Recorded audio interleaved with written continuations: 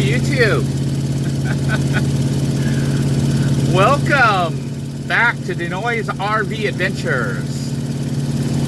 As you can see, we are back on the road with Good Enough, purring right along. I am heading out to hang out with my wife a little bit in the RV, and then planning on doing some camping this weekend.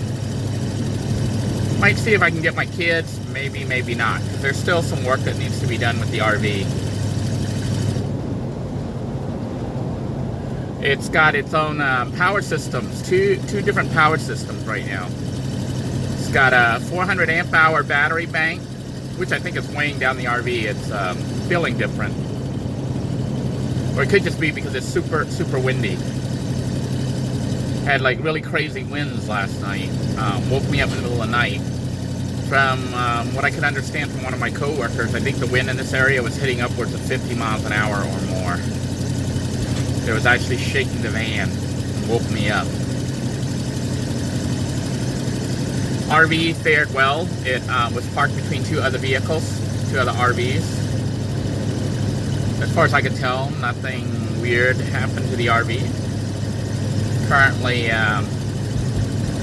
doing 45 miles per hour right now on US 1.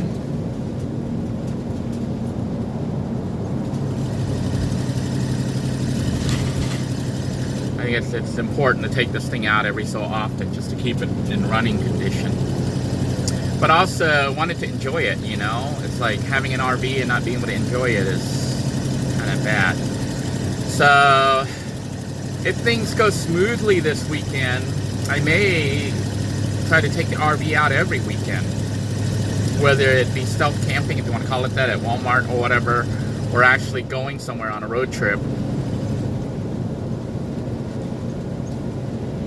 This way, you know, the RV is actually getting used, and all these systems I'm assembling, the power systems and everything else, are actually being used and not just assembled to assemble. So right now I have the inverter charging, well, I have the alternator charging the battery pack, the 400 amp hour battery pack that'll be used by the inverter. Now currently I do not have it hooked directly into the system, but I'll be testing it probably tonight or sometime this weekend to see if I can't plug the thing in and run the refrigerator over the weekend. What that would mean is if the 400 amp hour is enough to maintain the battery all night and all day, and then all I have to do is charge it up, you know, by driving it, then it would mean that on the weekends I would have access to a refrigerator. It's not as good as having a constant refrigerator, but it means that I can keep, you know, drinks and stuff chilled. I can have cold drinks. I can also buy like cold or frozen TV dinner. Although honestly, it takes a long time for that refrigerator to cool down, almost like one whole day. So it's like you cool it down, and then the next day you got to shut it off, and it defrosts, and it might run with water and everything. So I'm not sure if it's going to be worth it or not. But I think this weekend is a good chance to experiment. If it can be frozen and defrosted without creating too much moisture, you know, like water and stuff runoff, when it is shut down again, then it's something worth doing. Because what it would allow me to do is carry cold food, prepare food to save a little bit of money on the weekend, because I'm spending money on gasoline. Obviously, having the RV, I don't have my vehicle with me right now. I'm not towing it or anything. So I'm limited on where I can go, because I have to go to places where I can maneuver the RV. And I'm somewhat limited in leaving the RV. You don't want to leave the RV by itself. I've heard horror stories of people getting their RV stolen. And people just steal it. I think a lot of times that what they steal are the campers. Although they could steal a regular RV, they could, you know, somebody who's mechanically inclined could probably get the vehicle to start by busting the starter and getting a new one, or skipping the starter or the ignition or whatever. So if they really wanted to steal the RV, they could, although I don't know why anyone would want to steal this RV. You know, it's old, it's all ugly looking outside, although inside it looks pretty nice. I don't really see anyone targeting to steal this RV, but they might break into it is the issue, you know. So you don't really want to leave your RV. Oh man, I got a yellow light. I'm going to try to stop here. That was hard. The RV obviously doesn't stop right away. I wonder what flew. Oh, and I just realized I didn't secure my 400 amp hours of, well, 300 amp hours of batteries. The front one is secured up front under the hood, the 100 amp hour bank. 300 amp hour bank is in the back. I need to try to bolt that down or something so that it doesn't slide, because having batteries sliding is not good.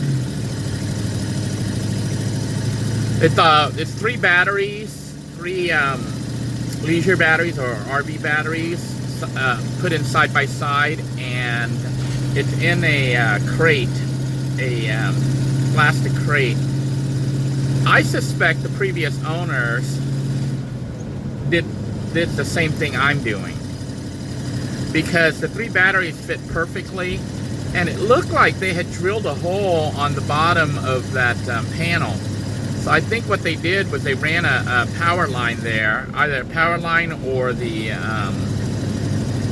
ground, and bolted it in place. They may have done that, but I don't know where they took the line up, unless I was, you know, there's a hole that I didn't see. But I ended up making 2 new holes. I made one for positive and one for negative, and then I piped it up through the right here through the sidewall up to the inverter. So the 2000 watt inverter is directly connected to the 300 amp hour battery bank, and then the 100 amp hour battery bank is connected to the inverter. So it has a total of 400 amp hours that it can draw from 2 separate banks, a 300 amp hour and a 100 amp hour bank. Now, right now, I'm pretty sure the system's probably fully charged, so hopefully it doesn't overcharge. But from my understanding of how things work, basically we're using the vehicle's alternator, okay, to charge everything. And a car or this RV's alternator, I think will only produce 14 volts maximum. Usually I've been seeing like 13.3 to 13.6, maybe 13.8. I think maybe once I saw 14. But typically, from what I understand, if you have lead acid batteries charging, okay, a full charge is 12.8. You can slightly overcharge it to like 13 something. But basically 12.8 means it's got a full charge. But it's not really overcharged till it goes like above 14, 15 volts. And at 14, 15 volts, it starts releasing gases and stuff because it's overcharged, you know, and it could end up exploding. But the safety is that the alternator, in theory, from what I could tell, never produces more than 14 volts. So the maximum you get is 14 volts, which means it'll never overcharge because it doesn't produce more than 14 volts. I don't know if you understand what I'm saying. The way batteries charge, it goes from high to low. So if your battery bank is at 11 and the alternator is producing 13, it's going to share the 13 volts with the 11 volts and increase the 11 volts up and up and up until it reaches 13 volts. then it won't go any higher because the alternator is what's producing the electricity. Do you understand that? The battery bank will never go higher than what the alternator is producing, because that's how the charge is going, one way. The battery will not go higher. So charging a lead acid battery system is fairly easy. I don't even think you need a charge controller per se, as long as your alternator charging system is working correctly, because it'll never go over, in my case, I don't think it'll ever go over 13.6 volts or 13.8 volts. But I've seen that mostly when I charge. Now this is my first time driving it and letting it charge right now, so we'll see what happens when I pull over and take a look at the charge level on the batteries, power level. My guess is it's going to say 13, maybe 13.2, or maybe there's something about the batteries that always levels them back down to 12.8. I know when I charged it up the other day, I left it, it was at 13, but of course it drops. You know, you have phantom power being pulled, the system's pulling power. So I don't know if I left the water pump on or not, but that'll pull power. I do need to look into how long I have before I have to dump the wastewater and refill with fresh water. And I don't want to let the fresh water sit too long, because you know how I filled it with fresh water from when I was last at the RV park. That was like 2 months ago, a month and a half ago, 2 months ago. So letting that water sit in there a really long time might not be the best idea. It could end up getting mildew and mold and stuff. But I can look, you know, the water storage tank is underneath the bed, so I can flip it up and look in there and see if it's all green or anything like that. But I did add some bleach. I added a little bit of bleach, not right now, but when I first put the water in there. That was to help to try to control any mold and stuff, or, you know, algae. But I may pour some more bleach in there, just like a capful or two, just a little bit, an ounce or two of bleach, just to have bleach in the system to discourage algae from growing. Although I think to have algae you might need light, you know, and it's sitting in the dark underneath the bed, so I don't know.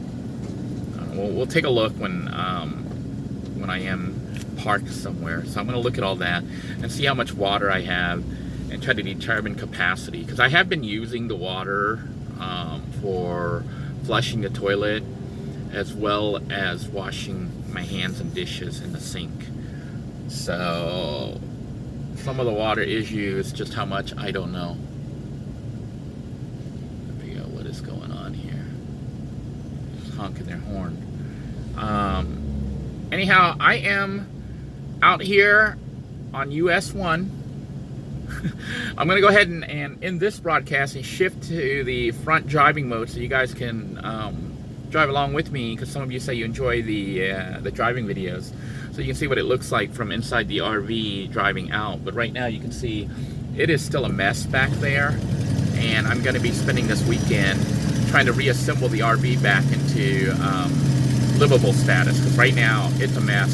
Wires, nuts, bolts, cables, all sorts of stuff are out from me wiring the inverter system, the power banks, and also the generator. So the RV is going to get its power systems checked this weekend. I'll be trying to cook using the well, I did some cooking already using the generator, but I'm going to try to run the oven, the toaster oven, using the generator. I may try to run some stuff like the microwave using the inverter, just to see how much power it uses, and whether I can run it off the inverter without the engine running. Because what I found is on the RV, if you park it and you run the engine for a while, it's potentially trapping the carbon monoxide and setting the detector off. That's what it did the other day on my video where I was doing the wiring and trying to charge the system up. So I'm very, very weary now of running the engine. And speaking of which, I need to pick up another carbon monoxide detector to put into this front cab area or nearby, just in case it's collecting up here. Because, you know, the engine bay here has like a little area that connects, and some exhaust may be blowing through there, even though it supposedly has these insulation things. But I lifted it up a bit to run the wires under there, you know, to connect the battery bank as well as the switch to turn the charging on and off. So that's going to have to be handled. It may be okay without it because the carbon monoxide would just collect throughout the whole vehicle and then get to that level. This dispersing itself all over the place. Right now I have the air conditioner blowing, so whatever's coming up is blowing to the back, and I don't hear the alarm going off. So I'm presuming I'm okay. But the other thing is, if the carbon monoxide is coming from the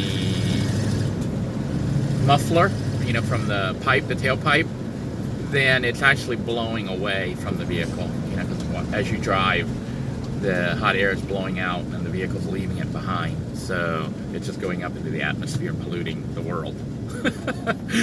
And those of you who say, hey, you know, it's polluting the world with his RV, all the vehicles are doing that. All the cars that you see driving around that aren't electric cars are doing that, okay?